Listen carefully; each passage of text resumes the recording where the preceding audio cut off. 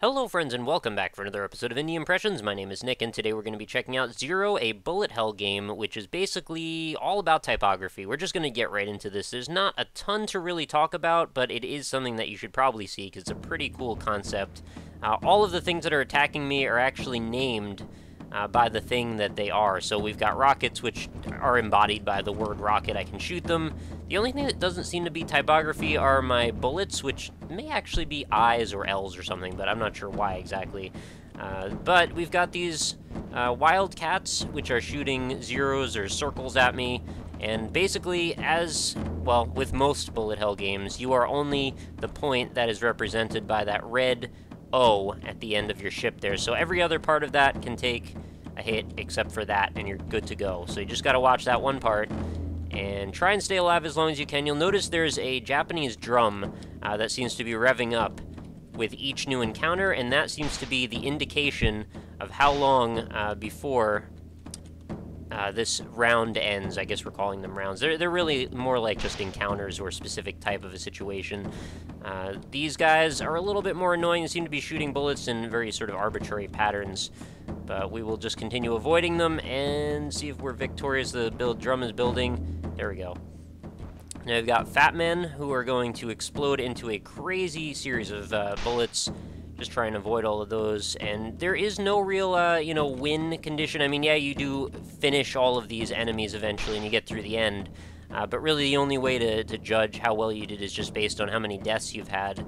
I don't know if there's, like, a special message or anything if you manage not to die at all, but I haven't done that. As you can see, quite far from it. I'm actually nearing 10 deaths already, and it's been not all that long. Oh, geez, and every time you lose, by the way, it resets.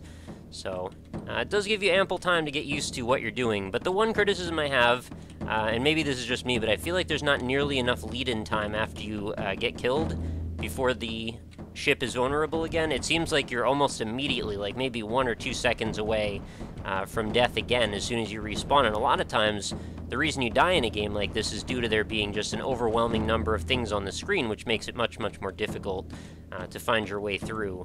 So, in this case, thankfully we've got a little bit of leeway on every side, but I've seen some of these bullet hell games that are basically like, you have to thread the needle for the entirety of an entire level, and that's not a thing that I'm really able to do. I do enjoy these types of challenges, though, even though they sometimes can be a little bit on the frustrating side.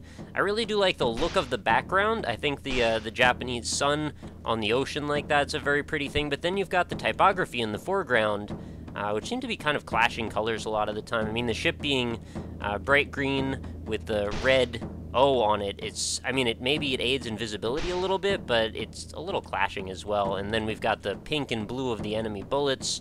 I don't know, I would have probably made it a little bit more visually cohesive if it was me, but I do definitely enjoy the concept regardless. And now I can't seem to find the right spot to sit. I'm pretty sure I just need to be in the center, and I just need to keep backing up. Because I can see the space that I'm supposed to inhabit, I just can't seem to stand in the right spot at the right time. By the way, if you were wondering all the options as far as, how to control the ship, it's really just arrow keys and X to fire. There's no other buttons, so really, this is, oh, okay, I just realized I should be going up or down for the entirety of this. I'm not even sure if it matters if I'm firing or not. Ugh, 31 deaths, I'm doing awful. Alright, come on, let's just... See, this is what I'm talking about, though. I just keep dying over and over because I can't seem to find a good spot to sit.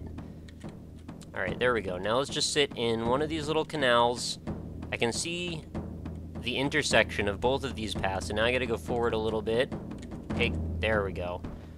Super Fortress, you're done. Now I gotta wander through all of this mess. It's like silly string or something. It's pretty crazy.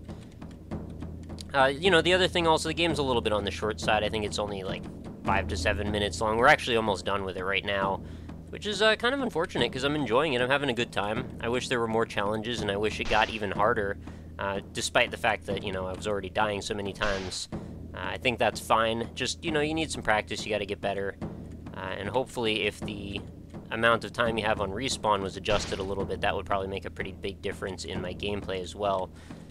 I find that the Japanese drum sound, it's cool. I don't think it's a bad thing, but it also can be a little bit wearing on your ears after a while. You keep hearing the same things start over and over again. It's probably more to do with just the feeling of fatigue more than anything. You feel like you're sort of trapped in this loop. But I also kind of respect where it's coming from, because it's a kind of a cool concept to think that each scenario is building up to a sort of a crescendo, and that is outlined by the sound of the drum. I think that's pretty cool. And I think in Japanese theater, that's exactly what would go on. I mean, I don't know a ton about the subject, and I might even be wrong that that's what this even is. But that's what the theme was striking to me, and the fact that Japanese games, or, well, bullet hell games in general, are almost exclusively Japanese. I mean, there are a few exceptions, I'm sure, but for the most part, that genre has stemmed out of the Japanese sensibility, so it's kind of a cool homage in that respect, and I think that's fine. I'm just talking about from my own personal perspective. So I think, is the Super Fortress the last thing we do? At the end? It may very well be the end. Okay, so I did pretty terribly on that. I'm pretty sure you guys can do better than I did. 43 deaths is not great. I'm pretty sure you could probably beat this in under 20 in a couple of tries, if that even. But, you know, give it a shot. Let me know what you think. Pardon for the short episode, but, you know, I wanted to show this one off. I thought it was a cool concept. I enjoy the idea of using the typography that way, and I think it's actually got a lot of potential if this wanted, or the developer wanted to take this in a bigger direction to expand more out of it. And I've seen it done in a couple of other games, but not quite exactly like this, so I figured it'd be worth highlighting. Feel free to go grab it. Link's going to be in the description, as well as my other social media links. So if you want to go try it, let me know what you think personally. What's your best score? Were any of you able to get through it in 0 deaths? That would be pretty impressive. In fact, you might want to go ahead and make a YouTube video out of that if you can. And don't use any of the frame cheating or anything like that, because if you knock the frame rate down, I'm sure you could easily avoid getting hit at all. But that's a whole separate topic anyway. So, hopefully you enjoyed the episode. Please do leave any support and any comments that you'd like. I'd love to hear from you on your perspectives on this game, as well as any of the other ones in the series. Probably, you know, on their respective videos, but you know what I mean. I've also got my other stuff, like my Twitter, my Facebook, and indie-impressions.com in the description, so if you want to head on over to those, feel free. There are tons of different videos you can check out on indie-impressions. In fact, over 550 of them, so have a look, see if there's anything that tickles your fancy, and have a good time in general.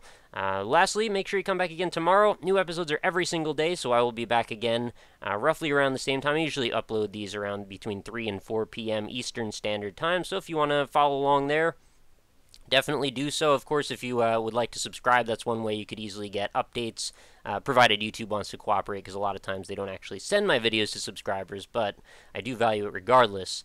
So hopefully you will, and hopefully I'll catch you again tomorrow, and I hope you have a lovely night. Take care, guys.